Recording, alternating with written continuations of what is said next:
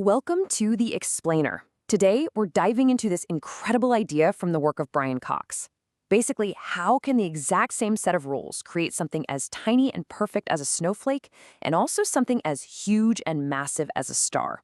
It sounds kind of crazy, right? But that's what we're going to unpack. You know, when astronauts go up there and look down, something really profound happens.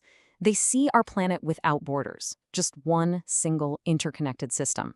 But here's the cool part. You don't actually need a spaceship to get that perspective. The laws of physics, well, they can give you that same aha moment, that same crystal clear view of how everything is connected. So that's the big question we're tackling. How can these universal laws of nature be responsible for something so fragile and intricate like a snowflake, and at the same time for the mind-boggling scale of a star? It feels like two totally different worlds. But to get the answer, we've got to start really, really small. Okay, so our journey into this universal rule book starts with something you've definitely seen before, but maybe haven't thought about in this way. We're talking about the snowflake. I mean, people have been obsessed with this question for centuries. You've got the famous astronomer Johannes Kepler way back in 1610 just walking across a bridge. A single snowflake lands on his coat, and he just stops and wonders, why? Why does it always have 6 corners? Then fast forward to 1885, a guy nicknamed Snowflake Bentley, seriously, he takes the first ever photo of one, and suddenly the whole world can see just how ridiculously intricate and unique each one is. For the longest time, it just seemed like some kind of magic. So what's the secret? Well, it turns out there's no master plan, no grand blueprint for the entire crystal. The whole secret for that perfect 6-sided shape comes down to the shape of one single tiny water molecule. Yeah, just one. See, because of quantum mechanics, its 2 hydrogen atoms are stuck at this very specific 104.5-degree angle, and that angle forces it to link up with other water molecules in a hexagonal pattern. That's it. That one simple local rule, just repeated over and over billions of times, builds this incredible, complex beauty from the bottom up. And this is where it gets really mind-blowing. Because this idea that simple, local rules can create massive, complex things, it doesn't just apply to snowflakes. It scales all the way up. It literally shapes our entire universe. Okay, so when we talk about what determines the shape of, well, anything, there are really 2 big bosses in the universe. Down at the microscopic level with atoms and molecules, electromagnetism is the one calling the shots. But when you get to the really, really big stuff, like planets and stars, there's another force that takes over completely: gravity. So let's stick with the small scale for a second. Electromagnetism acts like an architect. It's the glue that holds atoms together, and it's super picky about the angles. It's what creates that precise, delicate geometry you see in a snowflake. It's all about how one molecule talks to its immediate neighbors. It's a local thing. But once you start piling up enough stuff, a lot of stuff, gravity just completely overwhelms everything else. It's this relentless, unstoppable force that pulls every single particle inward, toward a common center.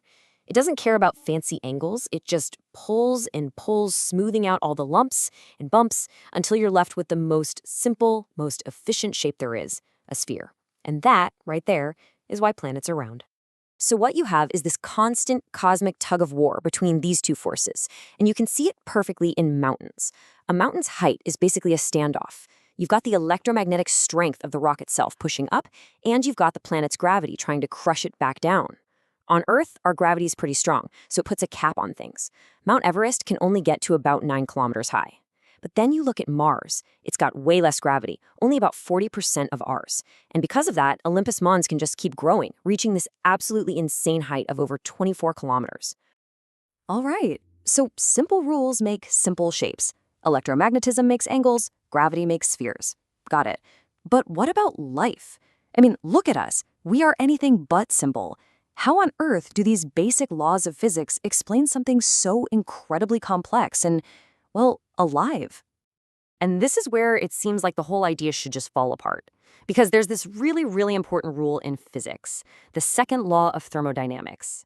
And what it says, basically, is that the universe loves chaos. Disorder, the fancy word is entropy, is always going up. Left to its own devices, everything just pulls apart. So, you see the problem, right? It's a massive paradox.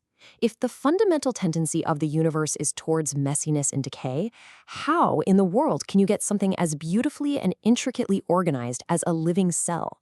It seems to go against the most basic rule of everything. Okay, get ready for this because this is the big twist. Life doesn't actually break that law. At all. In fact, life exists because of that law. It's a direct product of the universe's slide into chaos. I know that sounds backwards, but life isn't the exception to the rule. It's the rule finding its most creative, most amazing expression. So how does that work? Well, the trick is living things aren't closed boxes. We are absolute masters at finding a source of energy, like the incredible flow of energy from our sun, and using it to build these little pockets of order for ourselves. We build cells, we build bodies. But, and this is the crucial part, there's a price to pay. To create that little bit of order here, we have to pump out a ton of disorder back into the universe, mostly as waste heat.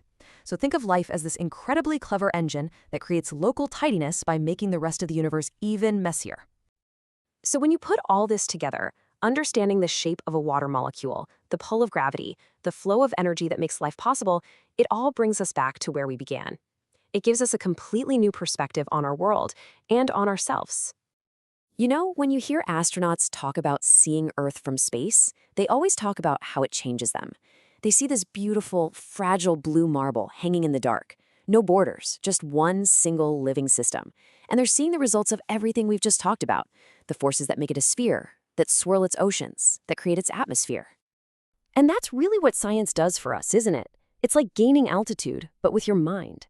It lets you pull back from all the day-to-day noise and complexity and see the underlying connections, these simple, beautiful rules that tie a tiny snowflake to a giant star and connect both of them directly to us.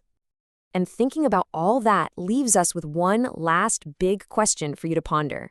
When you realize that your existence, is the result of this unbelievable intricate dance between physical laws and pure chance, this long chain of lucky breaks stretching back billions of years, how does that make you feel? Does it make you feel tiny and irrelevant, or does it make you feel incredibly, unbelievably valuable? For a deeper exploration of the fundamental forces shaping planets, weather, life, and the cosmos, check the link in the description for the full audio deep dive on forces of nature.